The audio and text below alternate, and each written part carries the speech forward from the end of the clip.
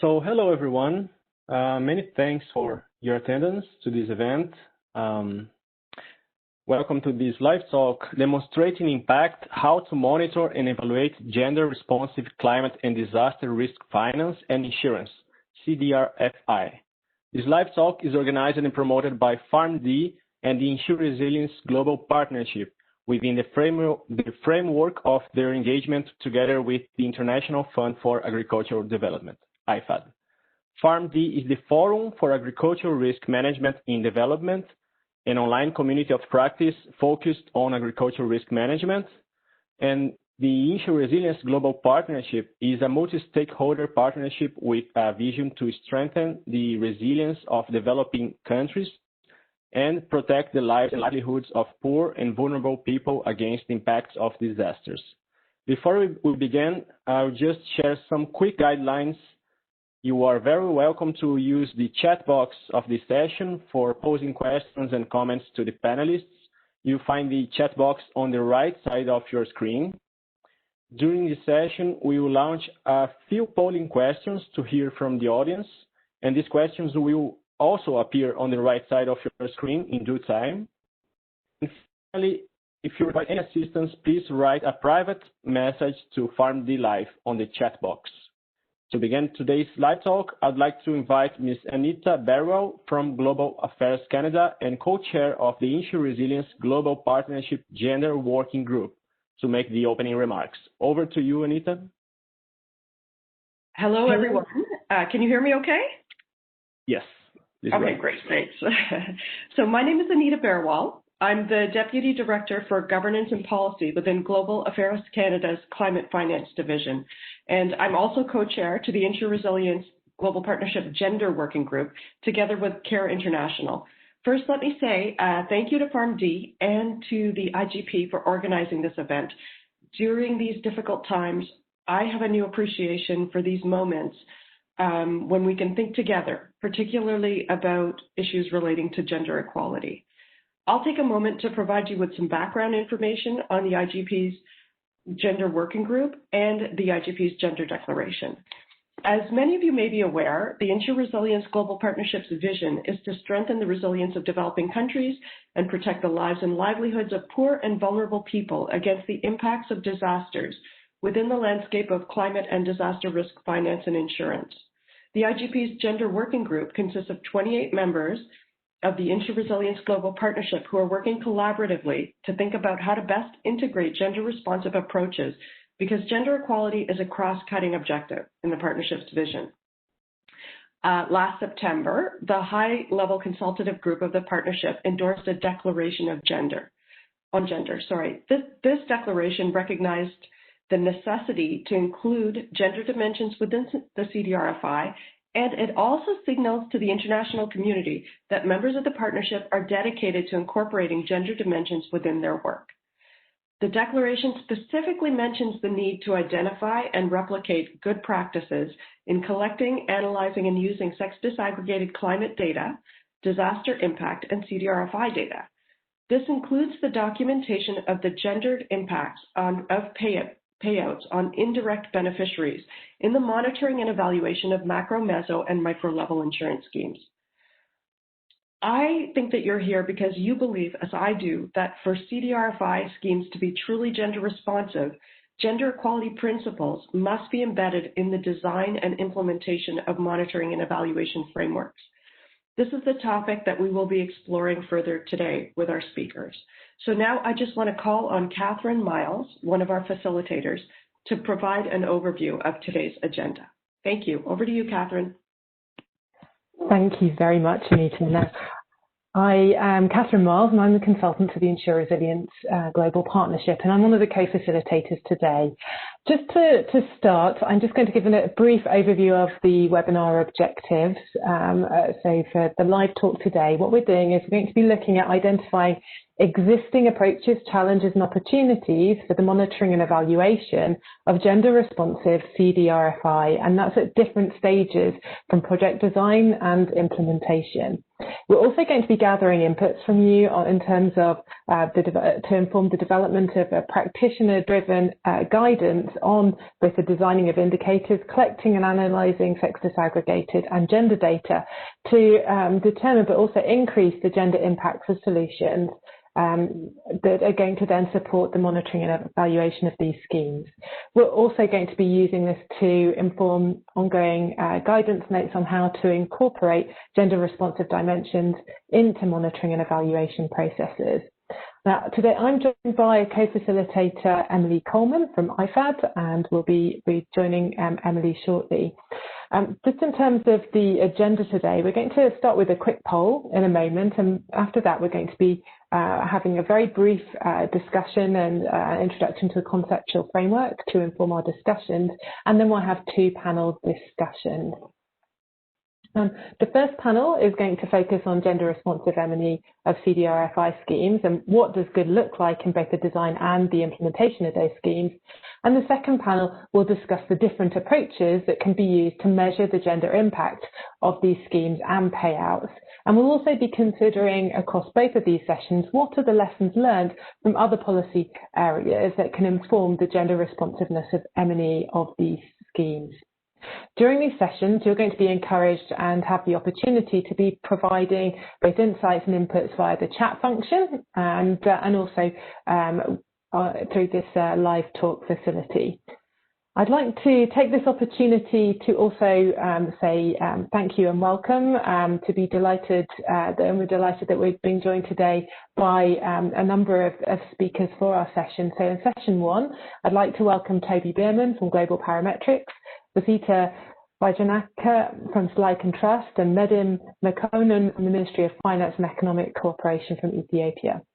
In session two, I'd like to welcome Sven Hamerling from Care International, Leona Aban from Microinsure, and Andrew Hobb, Assistant Professor at the University of San Francisco. So welcome to all of our speakers today. Now, as I've mentioned already, the insights shared by our speakers and your inputs are going to be fed into the development of this guidance note on gender responsive M&E for CDRFI schemes. And that is going to hopefully guide not only the InsuResilience Global Partnership, but also other stakeholders going forward. And we're hoping that this document will be made available on the InsuResilience Global Partnership by the end of this year. So today, in terms of a poll, we're going to have a starting poll in a second, and we're going to turn to Emily, who's going to give you a little brief on how to participate and the poll itself. So Emily, over to you, please. Thank you, Catherine. Hello, everybody. Pleased to be here. As Catherine mentioned, you can use the chat box to post your questions that we'll collect. And also there'll be some polls throughout today's webinar. So shortly you'll see on the right-hand side of your screen the polling option, and we'll have 3 questions within that, and you'll need to answer 2 questions, through all 3 questions, and you'll have 2 minutes to do that. So I'm just going to ask my colleagues at PharmD to launch the poll, and you'll see it on the right-hand side of your screen now. Great. And you can see that there are 3 questions that we'd like your answer to each one. So the first question is, do you regard any of the CDRFI schemes you're involved in as gender responsive? Yes, no, and unsure. The second question is, do you think existing approaches to the M&E of climate and disaster risk finance and insurance schemes are gender responsive? And lastly, are you involved in the M&E of climate and disaster risk finance and insurance at all? So we'll give you just a little longer to go through those answers, and we'll do a short reflection on those, and then we'll delve a bit deeper into those topics in the first session. So you have a minute now to get in your answers, just to test the room. It's fine also if you don't have any experience or are unsure about some of the questions, because then we know where to probe as well.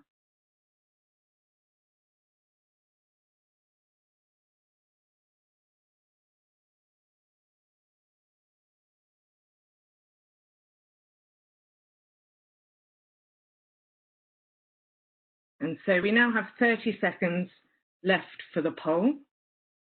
just to get any of your remaining answers in. So do you regard any of the insurance schemes you're working on as gender responsive? Do you think existing approaches to M&E of such schemes are gender responsive? And finally, are you involved in M&E of insurance schemes?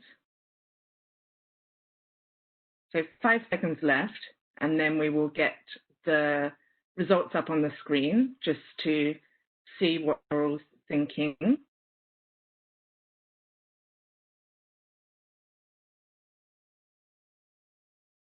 Just 1 second, we'll see the results.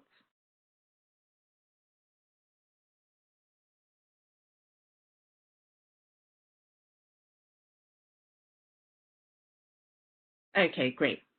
So actually, if you look at question 1, which is if you regard climate and disaster risk finance and insurance schemes you're involved in as gender responsive, it's pretty even across the board, but actually the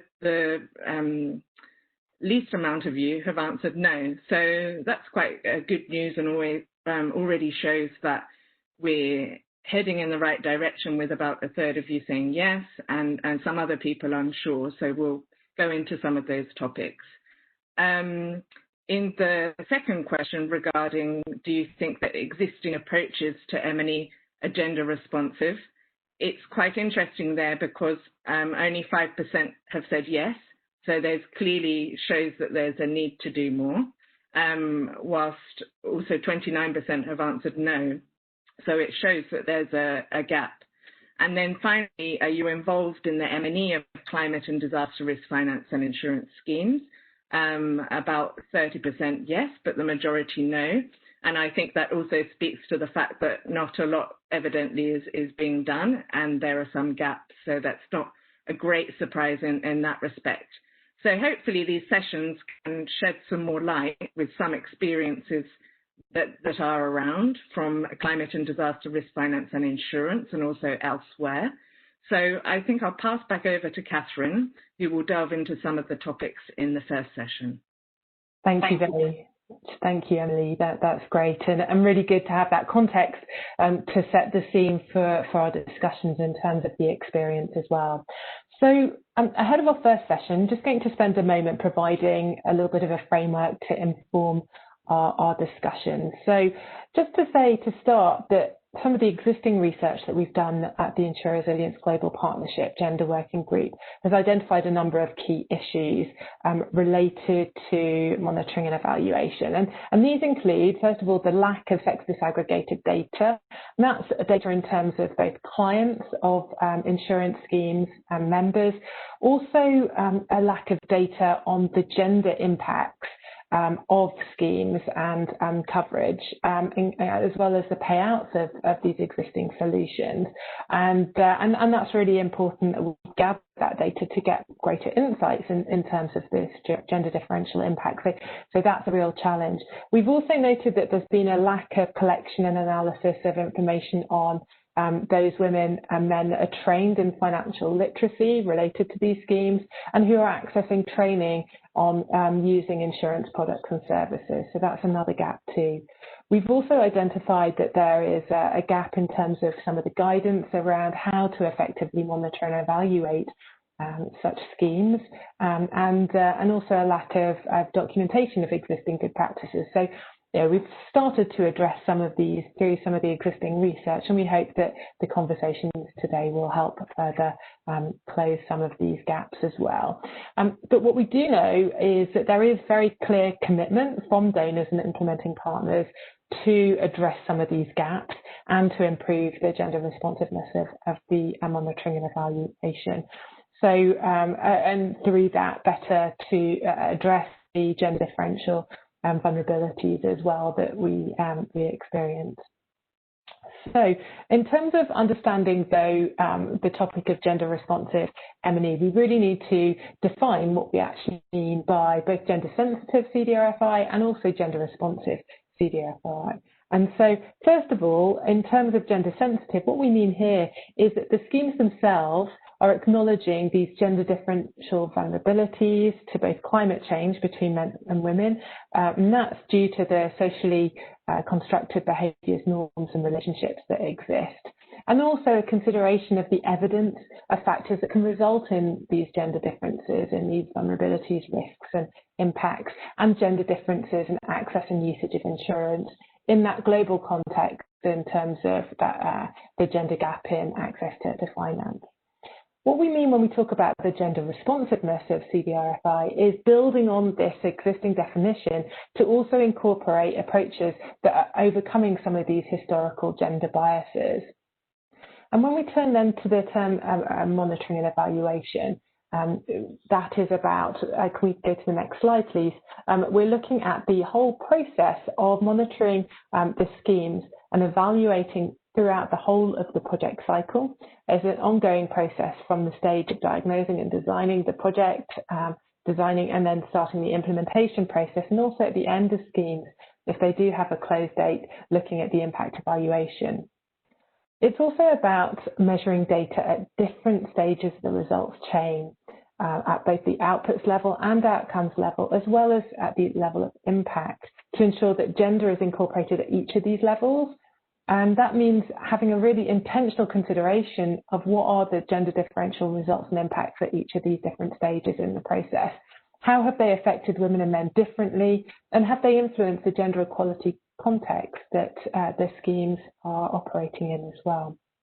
And so to do this, it is also important to understand that when you're talking about gender responsive and gender sensitive M&E, we're also considering gender factors and the gender context at each stage of the data cycle as well. And that's in terms of thinking about data at the need stage, looking at gender during the collection of it and during the analysis and usage of data. And that requires disaggregated indicators and also gender indicators. And to do that, there's also a need for standardized definitions as well. So these are just different ways in which we can think about monitoring and evaluation, this conceptual framework. And this will be drawn on in our discussions today across both of our sessions. So without further ado, we're going to move on to starting our first session on gender responsive M&E of CDRFI schemes. In this first discussion, we're going to be considering what does good look like in the design and implementation of these schemes. We're joined for this session by Toby Bierman from Global Parametrics, Vasita Ojanaka from Slyke & Trust, and Medin Mekonnen from Ministry of Finance and Economic Cooperation from Ethiopia. So could those of you who are on the panel please switch on your videos and unmute the microphones, please? Thank you. Welcome. So have we got all of you on the screen now? Brilliant. Vasita, are you able to switch on your video as well, please? That's great. Thank you very much. So, first of all, starting with you, Toby, maybe you could share a bit of background on Global Parametrics and the perspective that you're bringing today to the topic of gender responsive M&E on CDRFI schemes, please. No problem. And Catherine, thank you very much for inviting me to this session. I'm very pleased to be on this panel to talk about this subject. So Global Parametrics was founded with funding from the British and German government to leverage advances in climate science, data modeling and financial engineering to understand, manage and mitigate the risks of extreme weather and natural disasters anywhere in the world, but specifically areas which are most vulnerable to natural disasters, and that's often and mainly where the most poorest and vulnerable people live. We have our mantra is we believe that resilience to natural events is fundamental to sustainable economic growth, poverty reduction, and the realization of human potential. And often, going back to this subject, one of the real areas where human potential is hit is in gender. And to do that, we work on the meso level with organizations who operate on the ground, who service the poorest and vulnerable on the ground, and we try and support them to enable them to operate in a way that they can keep providing their services through natural disasters. The idea of they can continue what they're doing on the ground, then they can continue servicing the poorest and most vulnerable on the ground. And the other side of it is because we are a higher level organization, we're looking at information on a much higher level. So we try and look at gender disaggregation on a program level and also almost on a sort of global level as well. But to do that, we rely a lot on information from our partners. And this is where a lot of this discussion comes from. And if you want objective information, you really need sort of standardized information understanding of things on the ground. Great. And so, Toby, maybe you could elaborate on the kind of approaches that you've been taking so far with your partners and also aggregating that data. And also, as you're explaining that, how do you then get the information from your partners? How do you require that information from them? What have been the successes as well and the lessons learned from this process? Of course. So the key thing that we're trying to do is establish who's the most vulnerable and understand how those vulnerable people are impacted by events. So in order to do that, we need to understand where the vulnerable people are, who they are, what their vulnerabilities are, and that could be an economic or it could be an asset-based, and then try and sort of turn that into a sort of an impact or a level that we can actually then start thinking about how we can mitigate that impact from disasters. So two sort of clients that we work with, and it's very, very disparate in a way. One is Vision Fund International, who are a global MFI. And we have a program with them whereby if there is a natural disaster, their local MFIs get access to additional money so they can lend into a disaster. And what's interesting on this side is MFIs, a lot of them, their main clients obviously are women. Women are the majority borrowers in a lot of these small MFIs. So what you're trying to do is you're trying to understand what are the impacts or what businesses they're running, whether it's urban or agricultural, because then there's different vulnerabilities in each side of that, and then trying to understand how they are economically impacted by different events. So, for instance, if there was a heat wave, it becomes very difficult to work inside if your business is working inside. Or on the other side, if there is excess rain, then you're working and you're doing sort of low-level farming, it has the effect. So you need to understand from your partners where sort of the gender makeup, what they're vulnerable to, what their jobs are, how they're working, and how that sort of operates on the ground. And you only really know that from the relationships that, in this case, the MFIs have with their clients. So they're building those up themselves. Then you can start thinking about how you can actually protect them against these extreme events, and then you can start building financial solutions from that side. So that's the ground level side. Another program we're working on is with Oxfam, Vision Fund International, and Oxfam in the Philippines, whereby we're providing basically pre-funds prior to a disaster happening, in this case, a tropical cyclone, directly to the individuals. And again, when we're trying to focus on the poorest and vulnerable in these communities, it helps having these local partners who really understand and can actually do a lot of this data collection. And what we find in this area called Salcedo, Eastern Samar, very heavily hit by tropical cyclones. Most of the households are headed by women because a lot of the men move to Manila to work.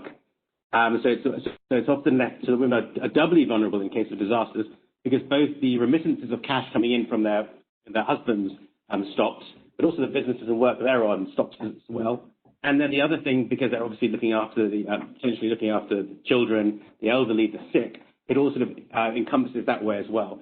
So it's to understand not only the fact that how the numbers of this with the gender is, it's understanding what they're actually relying on, what impacts they're doing, and how they're actually living their lives. Once you do that, then you can start sort of actually really targeting in. And so that's interesting. So, for example, with the Oxfam project, there the kind of data you've been drawing on is the level of financial inclusion of women, number of female-headed households, that sort of data. Is that the kind of context data then you were drawing on? Exactly. So it's financial inclusion. So what access to finance they have, where they're getting their financing from, what work they're in, who their dependents are, alongside of that. But again, that kind of objective information it's very easy to get that subjectively, but it's very difficult to get that objectively. But actually, it really takes a lot of on-the-ground information. And also, when you build the project, you need to start thinking about that from the beginning and start saying, all right, we're not just going to be looking at number of men compared to number of females. We're going to be looking at all the different other areas as well. And that sort of comes to the beginning of the program. Then, of course, you've got to monitor it through. And then when the payout comes, so in this case, because we're doing parametric products, which an event triggers something, then you've got to understand, is the money going to the right people? Is it being effective? And how is that changing or altering behavior? That's very interesting. I think we'll come back to that point later as we sort of dive a bit in more detail around some of these sort of the data usage and analysis. But thank you, Toby. No, that's very, very helpful providing that context information. And we'll come back to you in a moment. Maybe now we can turn. Thank you to Vasita. Maybe could you start by bringing just a brief overview to us around your interest and role as an organisation at the Sly Trust in terms of gender responsive M&E of CDRFI schemes? Thank you, Catherine. So Sly Trust is based in Colombo, Sri Lanka. We work in Asia and Africa mostly. And we identify ourselves as a civil society think tank. So most of the work we do is on policy and research, but we also have on-the-ground work that we do, which links with the research and the policy work we do. So for us, the interest is actually doing monitoring of the actions that we implement on the ground. So we have climate risk and disaster response activities that we do as part of a project, which is also linked to InsuResilience Global Partnership. And also understanding how actions on the ground could connect to policy interventions at national level as well as international level. So we have twofold interest in it, and we try to engage the gender component in anything that we do, basically. That's fantastic. And so maybe could you then just elaborate a little bit more around some of the gender responsive approaches that you're aware of in terms of monitoring and evaluation for insurance schemes and CDRFI schemes? Yeah, so as I mentioned, the work that we do in the policy sector or the policy front, we have NDC review process that's ongoing, so we engage in that at country level. We have some work that we do in Africa, some in Sri Lanka, and there we try to identify where the monitoring could be gender responsive. And also in the consultations and the work that we've been doing in terms of how the gaps needs to be addressed in implementing NDCs. There the gaps have been related to gender-related data, lack of it actually, the capacity needs related to assessing gender responsiveness or developing actions that could be gender responsive. And then also how to monitor the gender responsiveness of these actions. So what we are working on right now, we are engaging with the stakeholders to identify how the gender responsive components could be integrated in the structuring of actions as well as the NDC process in countries, as well as how it could be implemented on the ground. So that's one. And then also the sustainable development goals, there's localized indicators and targets that are being developed. So we are looking into that as well, how gender could be a cross-cutting issue, and then how the targets could have gender components in them. In addition to that, the need for indicators being common, I think in your presentation also highlighted this. So we're looking into how definitions could be there. And I also co-chair the Impact Working Group of InsuResilience. So there we are discussing this as well at the moment. So that could be helpful in the activities that we're doing in country, as well as at regional level as well. One thing I want to highlight was how migration-related actions could be brought in as well, because in the research we've been doing on displacement and migration, there are already identified impacts where the women and children have been more impacted because of what is the result that the men have been leaving as a temporary or long-term displacement or a migration aspect. So how this can be documented in a manner that is clear-cut and helped out the structures of policies to address what is documented in a clear manner with definitions that are available. That's something we would like to look at as well in the work. So that's interesting. So looking in terms of some of this context data around migration, that seems to be a theme that also has come up with some of the words that Toby mentioned as well. You talk about gaps in gender data. Why do you think you're seeing these gaps with your work? Is it that people are just forgetting to disaggregate it, or is it that they don't realise the value of this disaggregated data? Yeah, that's a tricky question. I honestly can't speak for the. So we look at the work at the national level. So, for example, where the risk mapping could happen at national level, when we were looking at how gender indicators could be developed, then there was a lack of data that was available. So that was something national level that people wanted to address. But in projects, I think now when we're developing and designing projects, we tend to have a component where we can have data on gender. So we're trying to take steps where gender could be documented in a manner that we can have indicators for mapping and identifying the successes and also the things that we need to improve. Yeah, so it's it's not that people forget. So there are different levels in the work that we do. I think there's also the gender sensitive aspect and the responsive aspect. So sometimes it's not at the responsive aspect, but just the gender sensitivity that needs to be incorporated, because sometimes people question whether it is actually gender relevant or not. So then they don't see the need to document it because they might not think it's relevant. But now I think we're moving towards an aspect where we are gender sensitive, but then from there to go to a gender responsive one would be an effort in having certain structures set up. So that's actually really addressing these historical biases that exist, why there is a gap maybe in terms of access to finance, for instance. Maybe just to finish before we move on to Medin, just one final point. You mentioned these gender differences and risks. Can you give an example of one of the kinds of risks that you have identified through your work where there are gender differences and risks and vulnerabilities? Yeah, so for example, the work on migration, there would be just women and children left when the men are moving to cities. So the vulnerability is higher because they're exposed to the vulnerability, staying back in the community, while men would have moved out to get economic income and generate some sort of resilience. So that in itself is a point that is not documented. And also when we're dealing with climate and disaster risk insurance, in the agriculture sector, for example, the farmer community will be listed by the ownership of a deed. So women would not necessarily have the ownership of the land that they're working in. So then they're erased from the analysis that is being done because they're not owners of the land. So that type of structural issues are there where the risk would be higher for them compared to others. It's not just women, but it's just a matter of identifying the differences and the vulnerabilities, how the movement could benefit someone, or just a matter of legal structures that could be improved to enhance the resilience. No, that's really interesting. So thank you very much for that. Yeah, particularly the state land ownership point. With that, we're kind of thinking about how actually there's a choice about which data you draw on, and that will then shape some of your interpretations of what the level of risk is. So it's about choosing the right data and understanding the limitations of the data that you are drawing on. And then secondly, that point around hazard versus exposure, and vulnerability, if women are more likely to be in a place where they've got greater exposure to the hazards as well. So that's fascinating. Thank you very much. We'll come back and explore a few more of these points in a moment. Let's now turn to Medin. Medin, can you see you on the screen? Good, brilliant. So maybe could you please provide us some background information around your role at the Ministry of Finance and Economic Development in Ethiopia?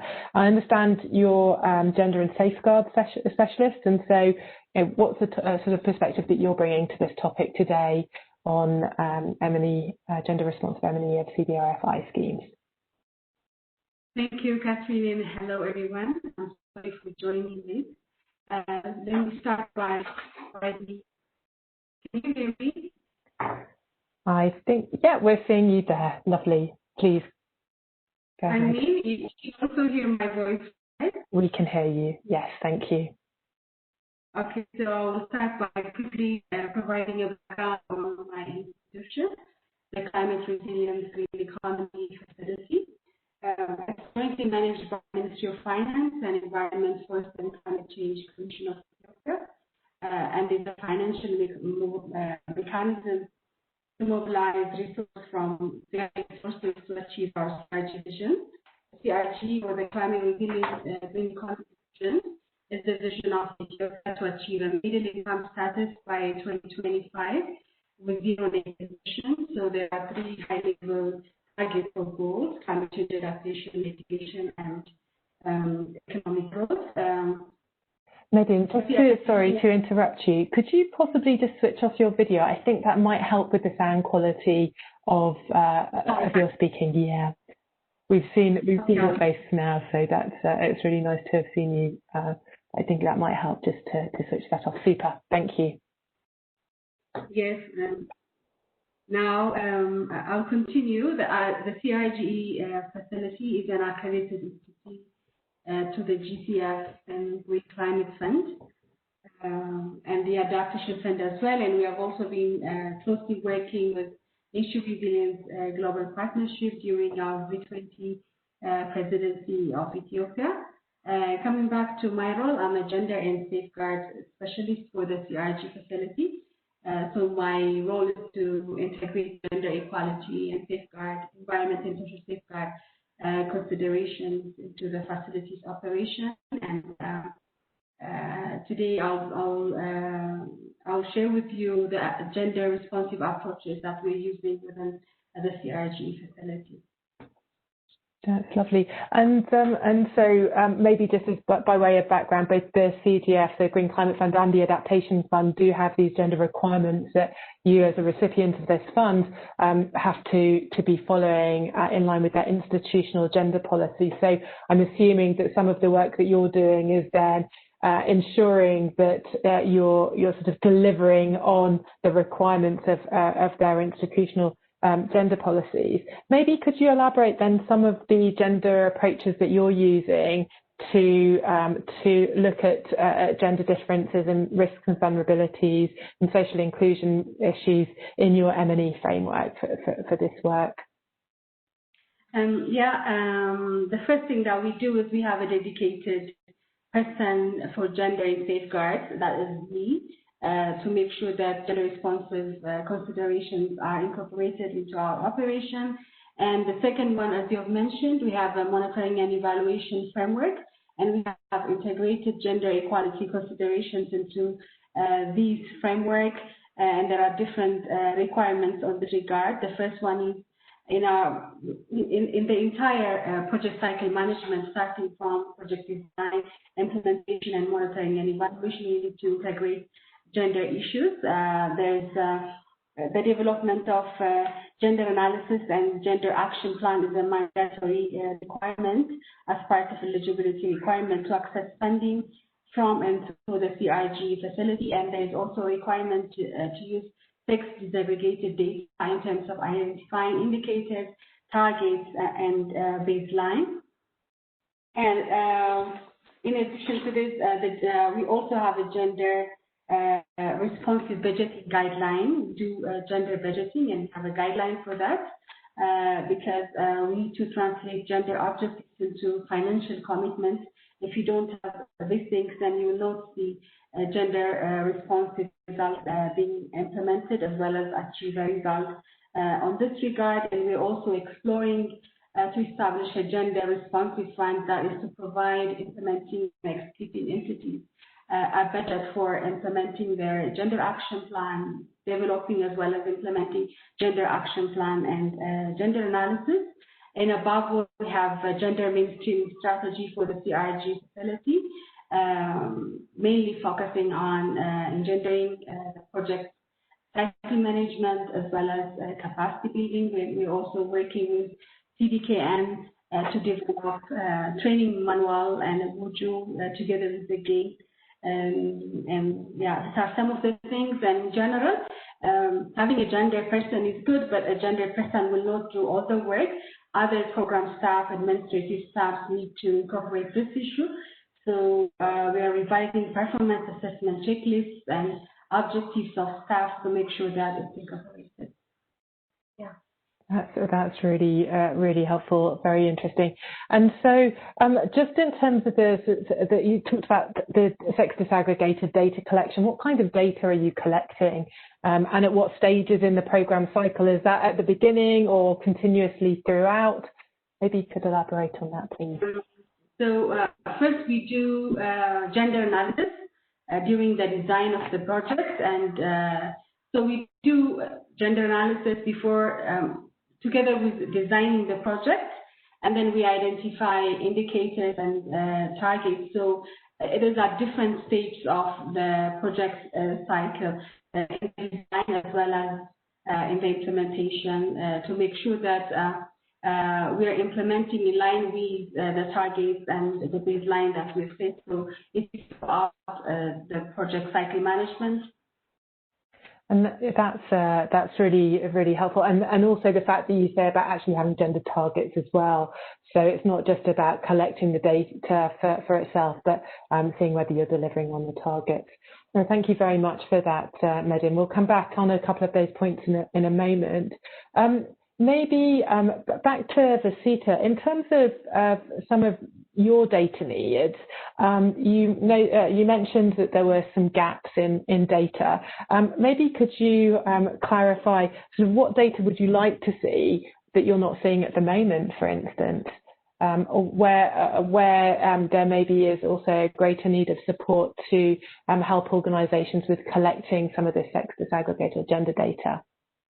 Okay, so one thing I would like to highlight is that if we're going to do climate risk assessment, then we would need long-term data and sustainable data that is consistently there. So one thing is having set up structures where indicators are identified with gender components in them, and then support for them to be done over 10 years at least, which would help to match with the climate scenarios and have identified climate risks and vulnerabilities.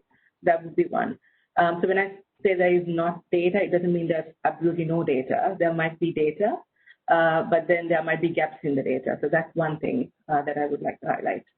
So capacity to collect this data, the technology, and also having computerized and tech-based data processors or portals would be also important.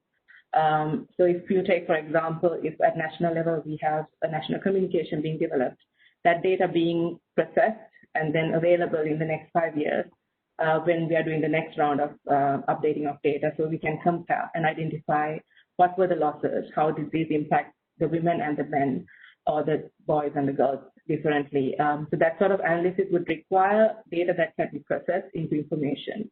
And if there are gaps in them, it would be hard to have good information to base interventions on. So what we have as good practices to be replicated in a long-term and sustainable manner. And I think we can develop this based on the processes that we have, because we have the climate change process, we have the Sendai framework, and we also have the sustainable development goals. And sometimes at country level, we do 3 things without doing one. So the data processes could be actually integrating together so that the data can be used across the board in a more productive way. That's really very helpful. And so actually just looking at this gender differential losses, I think is a very interesting point that you raise, and also the fact that the data systems need to be able to accept this gender disaggregated, sex disaggregated data, which many systems aren't built to capture. And so that is something that is a key consideration going forward. Thank you. Moving on maybe now to Toby, you talked about payouts and considering the differences and the impacts of payouts. Maybe could you elaborate a little bit more around how you've gone about assessing the impact of payouts on the in your case, I guess they're indirect beneficiaries because you're a meso model of climate risk insurance. So maybe could you elaborate on that, please? No, I agree. And I think there was an earlier point, sort of this idea of gender differential losses and how and what that actually means. And what we've sort of seen, and again, a lot of this is subjective. And one of the problems that we have is that in risk services and a lot of these programs, you need history of information. And there's very little history of gender disaggregated data. It's only happening sort of recently. So a lot of the information you get is subjective. It's on the ground. It's what people have seen. And you have to work off that, which makes it difficult. But you have the different ideas that of the impacts of, in this case, natural disasters against different people. And what we find subjectively is that a lot of the assets are owned by men. So men have asset-based losses. We spoke about this, if land is damaged because they own the land. While the women work on the land, or they're running the business on the land, so they have income, they have a sort of an economic loss.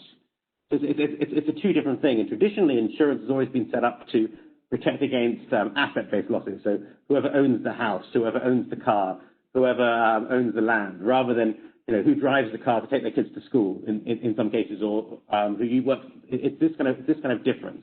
So what we've been trying to do in these programs is try and understand. Basically, firstly, try and focus on economic losses.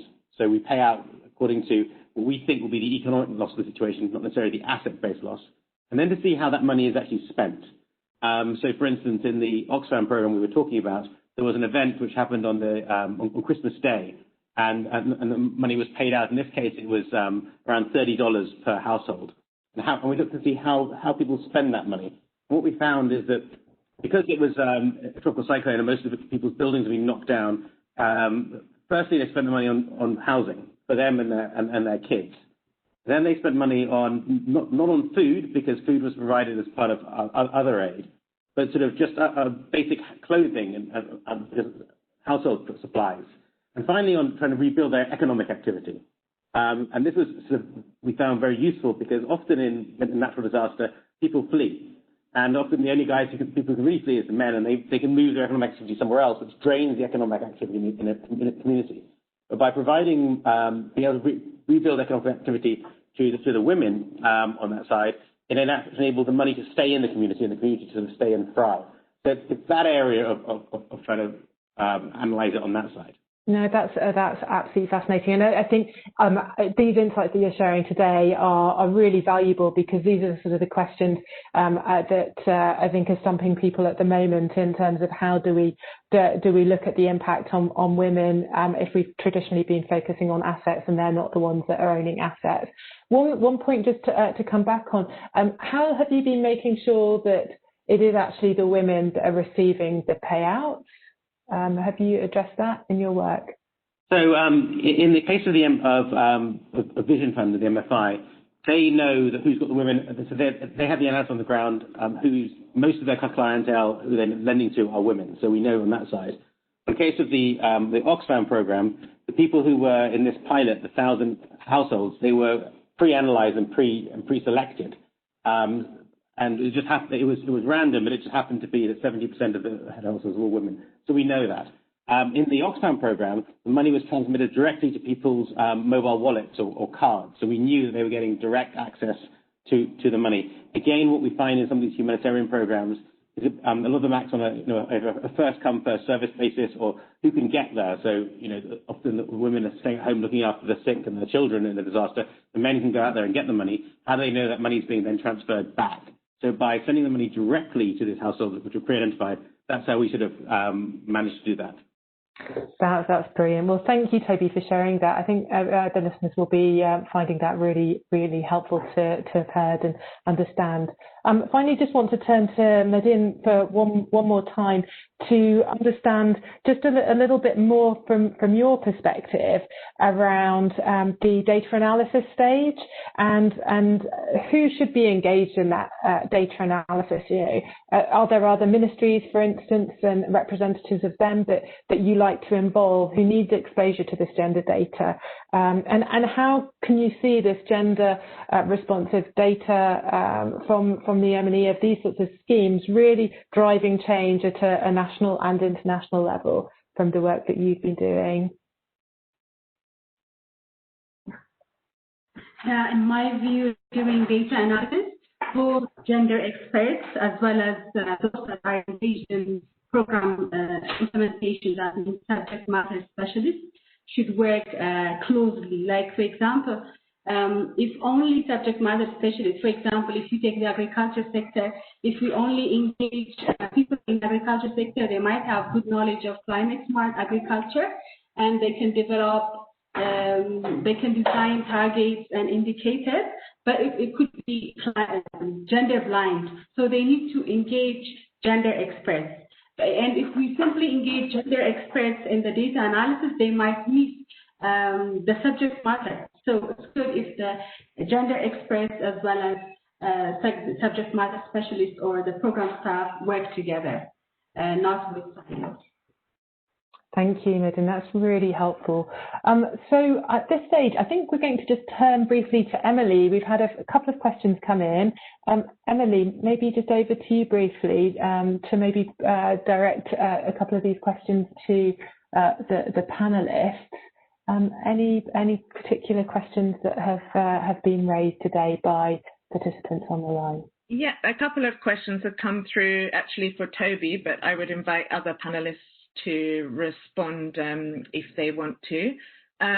So one is from Camilo Fernandez Lopera, and they want to ask you if you consider possible to implement an insurance mechanism differentiated by gender in Afro and Indigenous population groups. So I guess maybe from your experience and from what you would recommend, how far you would be able to drill down into differentiating gender metrics amongst different types of populations.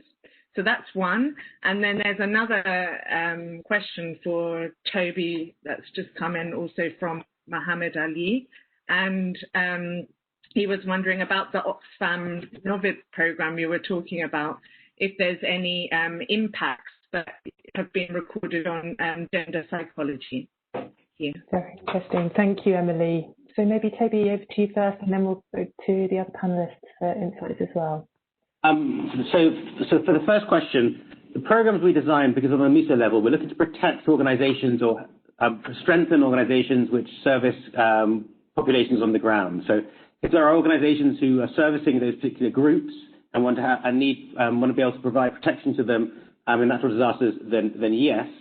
But on global parametrics side, we wouldn't build something specifically for a group unless there was an organization who was looking to protect them or help them on that side. So whether it's Aboriginal groups in Australia or it's not about the group itself, it's about who's trying to protect them and who's trying to provide services to them on that side.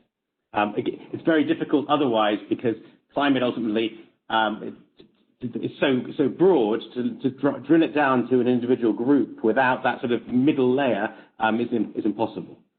On the impacts of gender psychology, I can't answer that question. I don't know. So that wasn't something that we actually recorded.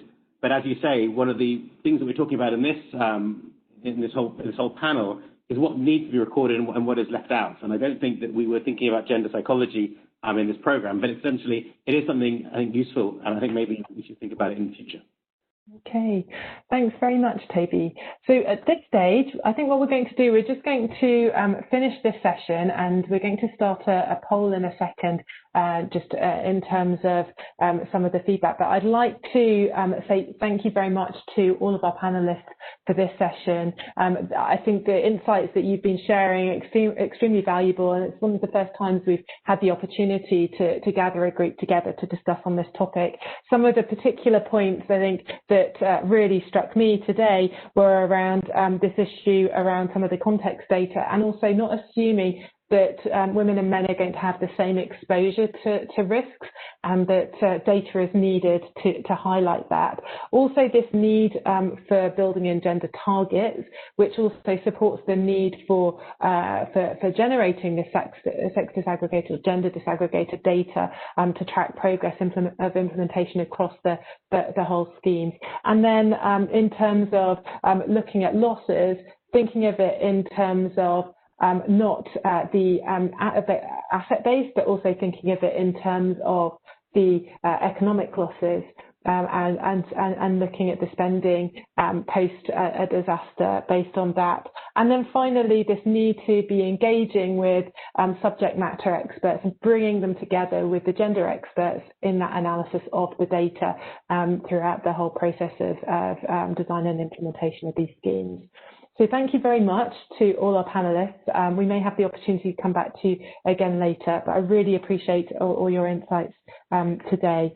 So I think now we're going to turn to a poll of participants.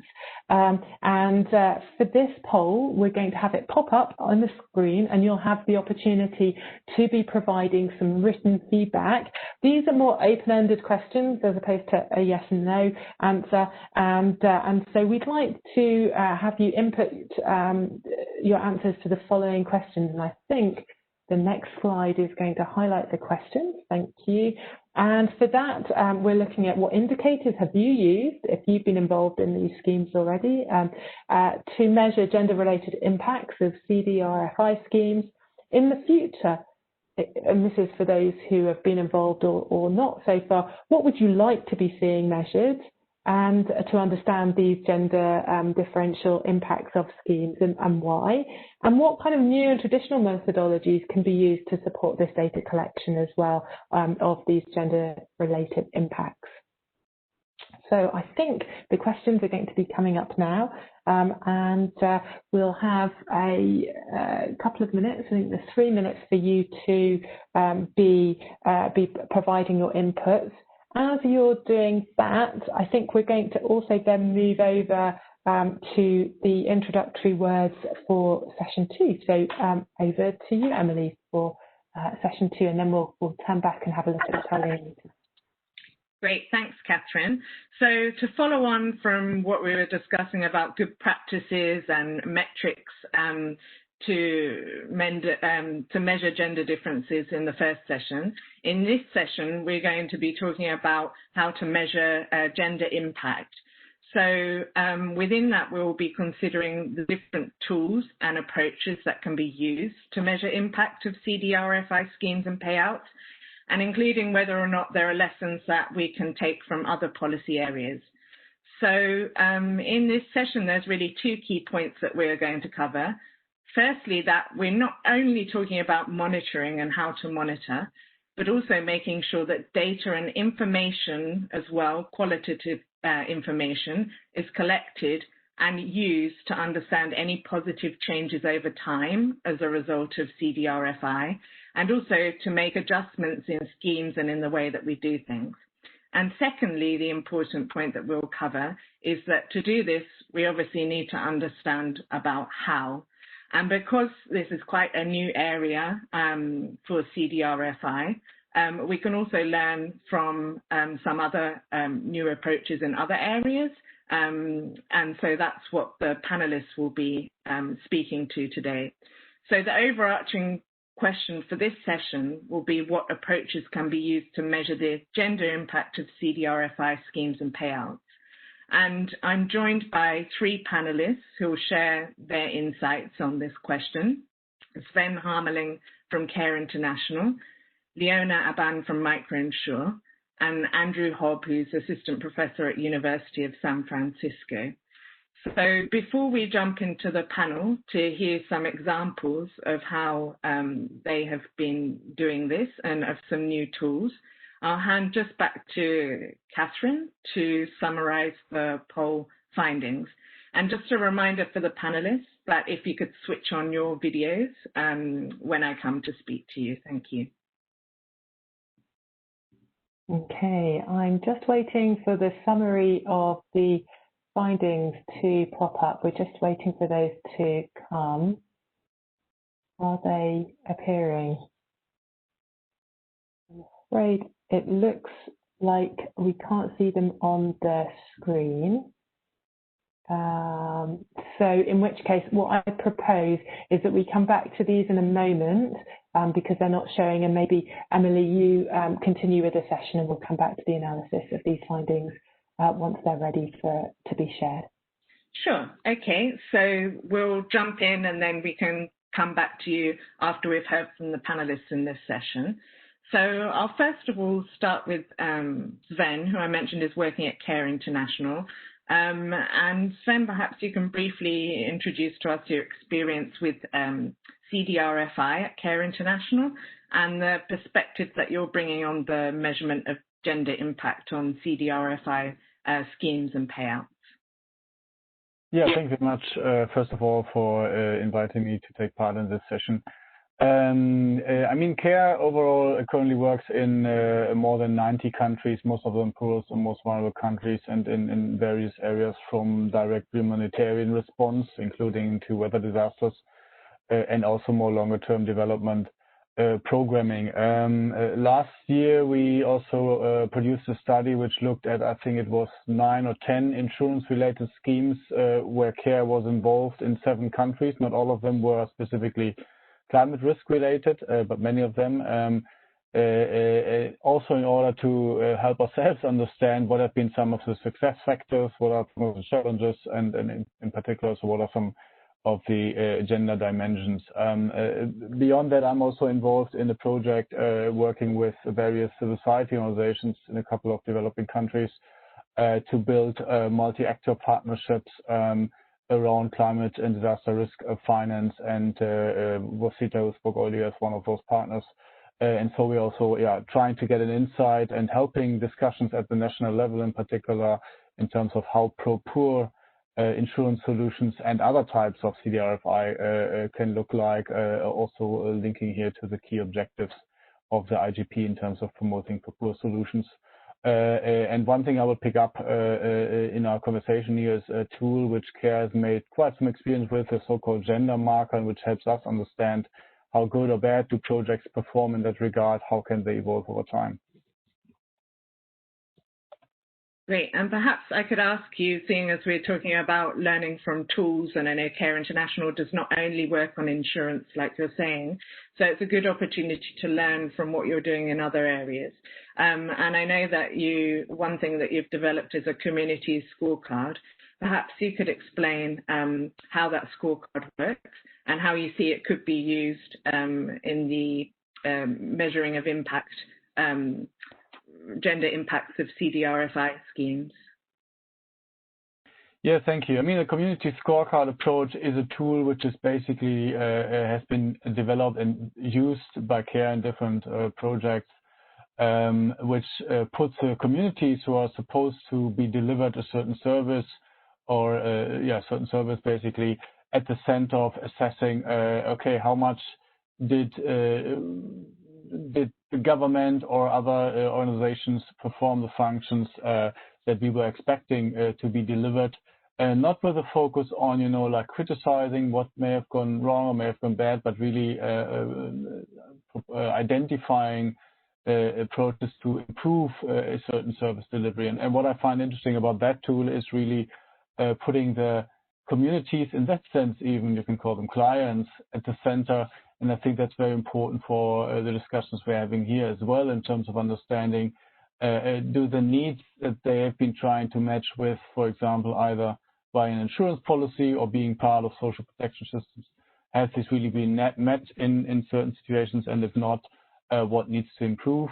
This is closely linked to our work with the gender marker, which basically assesses programs, and basically all programs we're implementing along a continuum of categories, with gender transformative being the strongest marker and gender responsive the second strongest, and where basically on the one hand one needs to fully understand the gender roles that are relevant for the context of a certain project or instrument, but also then really developing activities across the whole set of a project, including monitoring and evaluation, of course, to build in the gender differentiated approach, which can mean specifically support for women in certain contexts, but it can also be resulting in particularly working with men and women, girls and boys, to understand the different roles and to figure out how they can be addressed, how they can be monitored.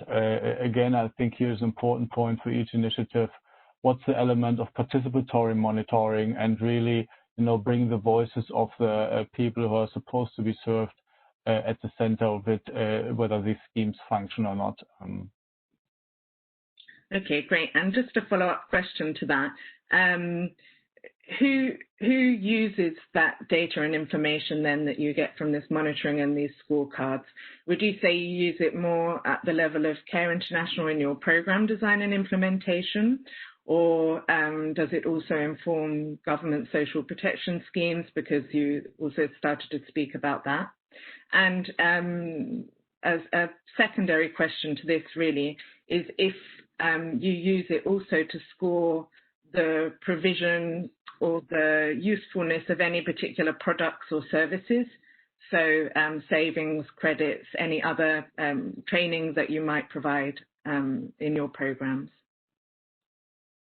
Yeah, thank you. I mean, in terms of the data generation and data use, let's say that there are at least two different levels. The one level is our level at a global organization, so to say that we've built up a data development system where all these projects are ranked against these different categories, and which may, even within a project, emerge over time. So it may mean that in the first year, your project is only, let's say, gender sensitive, for example, and in the third or final year, you have managed to get to gender transformative, which is done in the project countries. It's not that we rank this on a global level anywhere, but it's feed into a global system. And in that sense, it helps us as an organization to understand, are our projects overall becoming better, and yes, why, for example.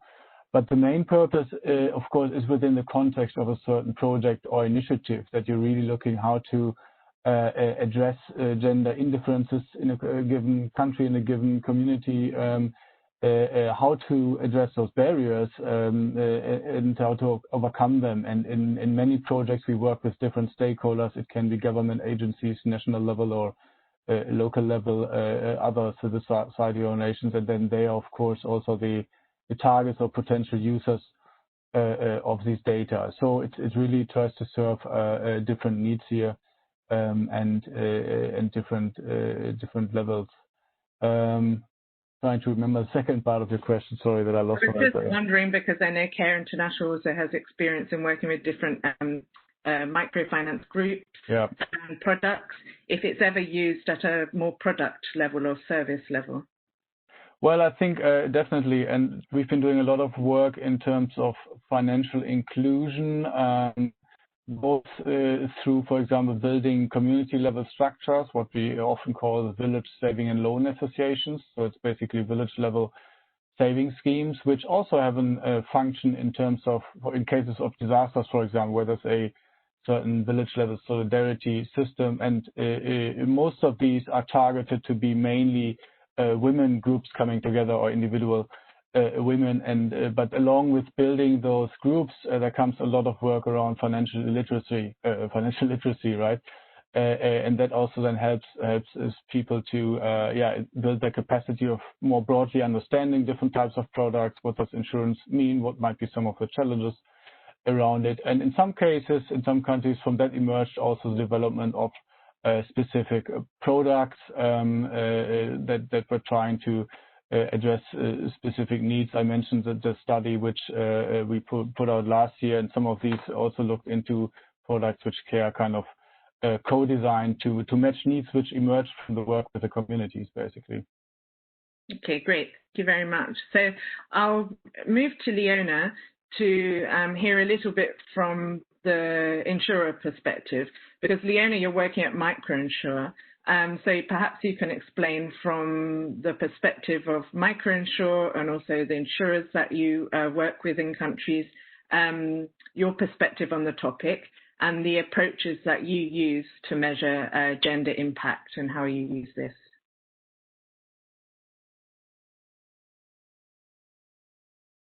You're still on mute, Leona. If you could just unmute yourself, that would be great. Yes.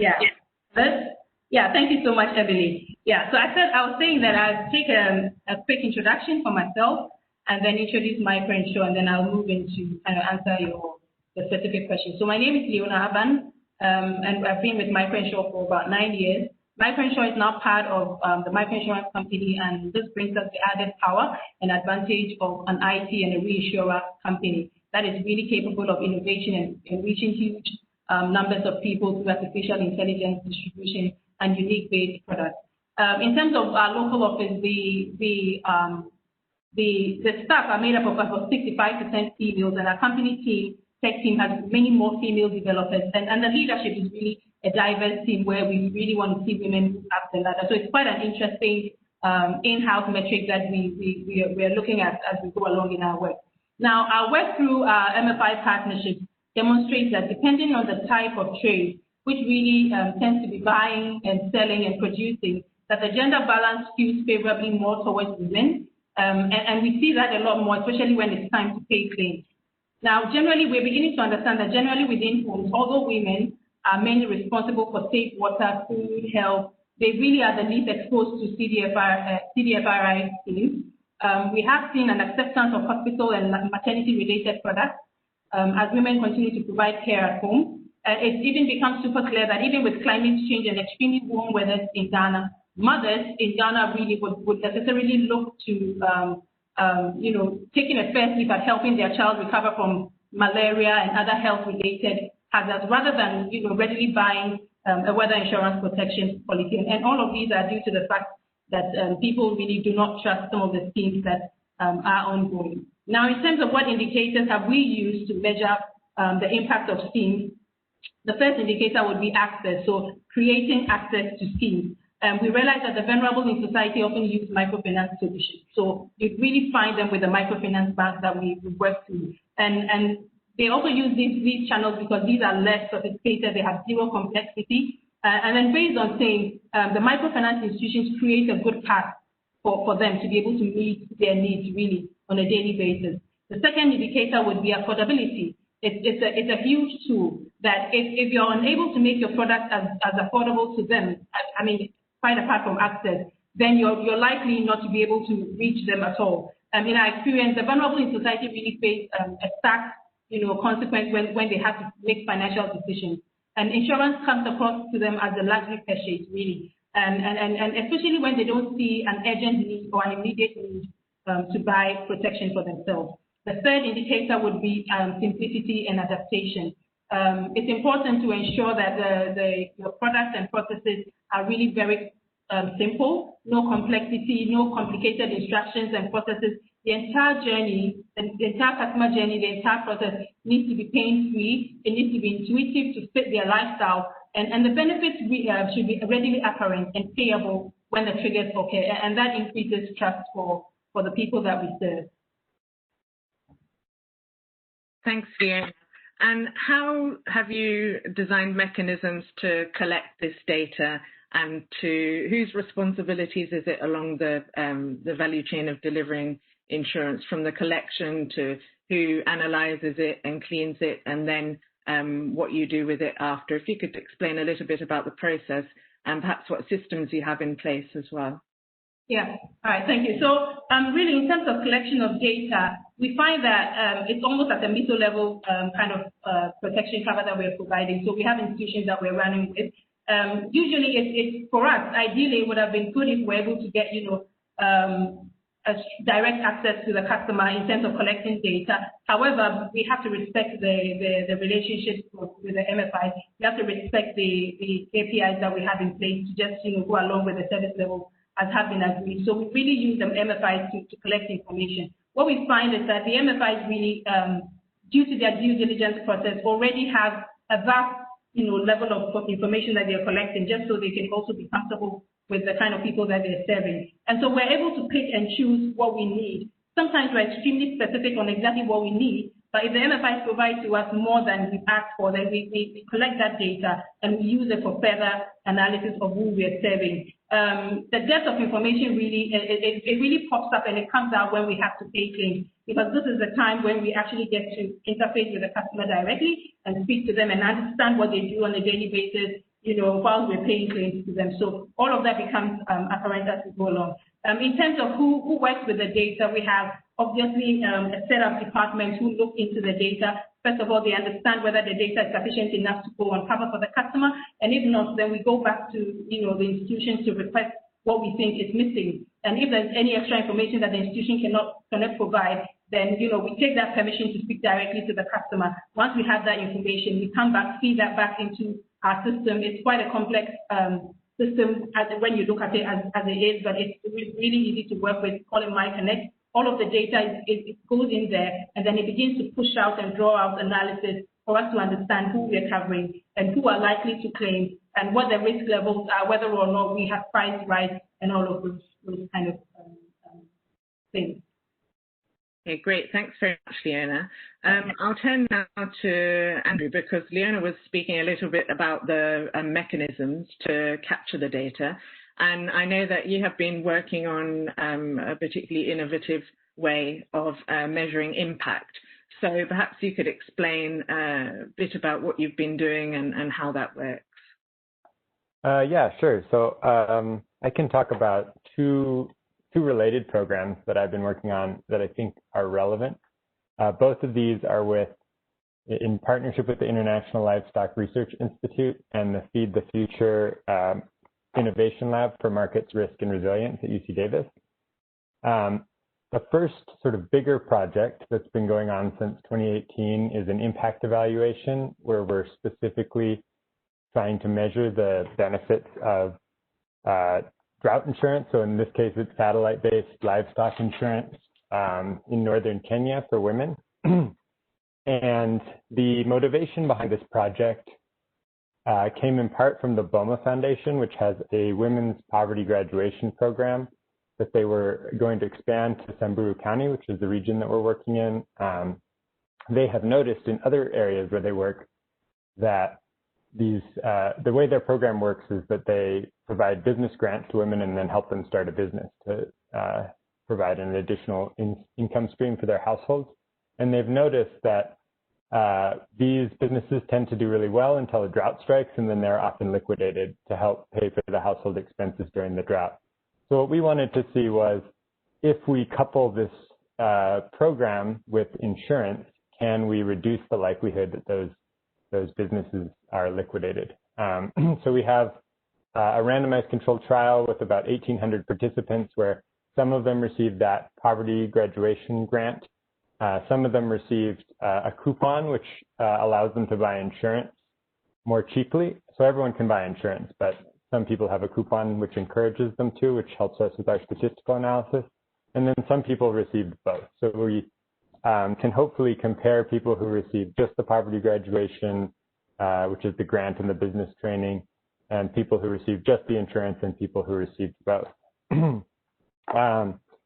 So we're measuring the impact using household surveys. We've collected it twice. We started in 2018, and we collected it again earlier this year, just before the coronavirus broke out, which I think is good, because that would do strange things to the data. And then we'll do a final round of data collection in 2022.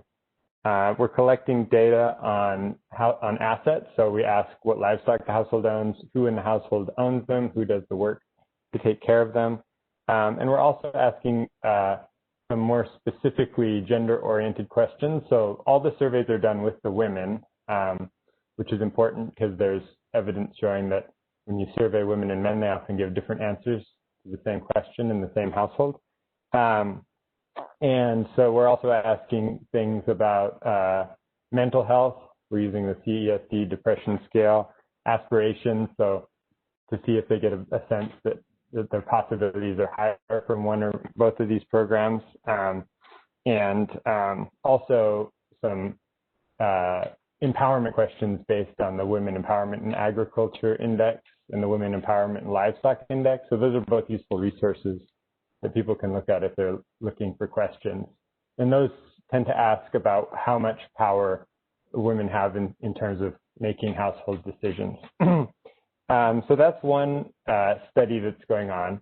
The more innovative or the more novel part, I think, is a smaller study I did where we wanted to test an idea that's closely related to things that both Toby and Leona mentioned. So Toby had mentioned that assets tend to be owned by men, and that's definitely the case in this region. Livestock, which are the main assets for these households, are mostly owned by the men.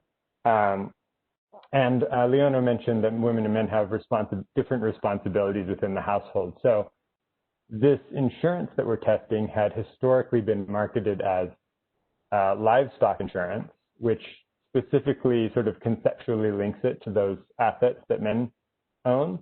And so we wanted to test the idea, well, what if we instead don't call it livestock insurance anymore, and we instead link it to spending, to household consumption. And so we did an experiment where I designed, and we wanted to do this experiment more quickly. So I designed a small video game that you can check it out online if you Google Sim Pastoralist, which simulates insurance decisions. So you get to decide how many goats to buy, how much insurance to buy, and then you get to experience sort of many years of insurance quickly. And so we went and played this game in a lab in the field setting throughout the study area because we wanted to test whether we could affect how much insurance people bought by changing the way it was framed. So within the experiment, when we framed the insurance the traditional way around livestock, men bought significantly more of it than women when they were playing this video game. When we changed the framing to explain insurance as something that could be used to pay for food or school fees or other household expenses in the event of a drought. And it's important to note that either way, it's just money. So all we're changing is the way we explain it. Women actually bought the same amount as men, so the difference vanished. So we'd now like to test this in a real world setting. We're sort of looking for funding to do that. And in addition, we'd be interested in testing whether the actual use of the money changes based on that framing.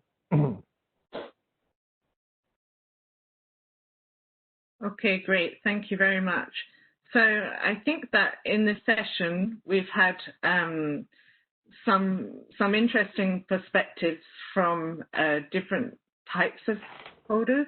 And it shows also, Andrew, from what you're saying, the role also of research institutions and new research to develop tools and also to be able to collect data and look in detail at this information. I think in summary, I got three key points from this session: that it's necessary to think about this measuring gender impact and how it can be done in a consistent way over time from the very beginning of schemes or initiatives and at all levels. Also, Sven raised a really useful point regarding participatory monitoring. And I think what you were saying, Andrew, also speaks to that. And we heard two different examples of two different tools that can be used to help do participatory monitoring. So Sven with the scorecard and Andrew with the video games, which also shows the role of technology. And then I think that we have to remember, as highlighted by this panel, we're from sort of the development perspective, the research perspective and academics perspective, and then also the operational and insurers perspective. And so it's also about finding a balance between all these different demands to make sure that the data and information collected can be used in a useful way and people can come back to it to improve things over time, but also making sure that we don't burden operational institutions with too much data requests and too much information. So it requires really good cooperation between all the different levels and the different stakeholders, and also to define the needs for the information to make all of these different roles work and the schemes work according to everybody's role that they play in them. So thank you very much to the panelists. I'll turn to Catherine because I think there might have been a couple of questions, and she can also sum up the poll from earlier and explain what's happening for the closure of the webinar. Thank you. Sure. Thank you very much, Emily, and to all the panelists as well. In terms of some of the questions that we have had raised during the course of the webinar, one is around behaviour change and how can you measure behaviour change and the impacts of implementation in specific countries, and then also what really is the biggest challenge in developing metrics for measuring the gender responsiveness, not just the gender sensitivity, but the gender responsiveness of the schemes. So these are kind of questions that we haven't got time to answer right now, but we will take away. And as part of our follow-up from the webinar, we'll be addressing these also in the guidance note that we'll be producing as a follow-up from this webinar. In terms of the previous poll, we had a slight delay to receiving the results, but we've got them now. And so what we heard from those of you on the call around what kind of existing indicators are being used to be measuring the gender responsiveness of CDRFI schemes, we've heard that basically it's that disaggregation of insurance recipients, say whether they're male or female, and then also indicators from other data sets and other survey data on women's empowerment levels, on their levels of wealth, consumption, spending, and education. So this is the type of information that is already being used by those of you who are on the call today. In terms of where there are gaps and where in the future you have said that you would like to see data collected, is whether or not schemes are meeting the needs of both women and men based on perception. So it's that gathering of that qualitative perception data. Also, data on the reasons for taking out or not taking out insurance, disaggregated by gender, and also some well-being indicators as well on psychosocial factors and around the impact of involvement in these schemes. And finally, in terms of the payout journeys, how these payout journeys have been sort of gone ahead, how payments have been made, how payouts have been used as well, and that's data that is not widely available at the moment. And then finally, in terms of the methodologies, we've heard of some really interesting, innovative approaches just now, but also what we heard from all of you in the room today was the value of traditional qualitative methods as well, and that these shouldn't be underestimated in providing really nuanced differences in these impacts experienced. And also in terms of household survey data, there was a flag of recognizing that there is bias in terms of those who are interviewed, and that if you interview the male head of household versus a woman in the household, you might get very different answers. And that actually, when using household data going forward, there is a role potentially to be interviewing both partners in a couple within a household. And finally, there is really a strong role for storytelling data as well to be gathered. That's a form of qualitative data going forward.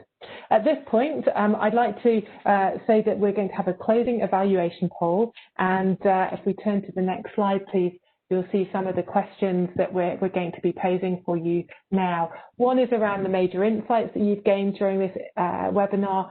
And then secondly, in terms of a guidance note, what other support do you require going forward? If you could please answer those questions now, and we're going to be simultaneously closing the session with some closing words from Anita, but this survey will run beyond the session, so you can continue for a few minutes afterwards filling that in.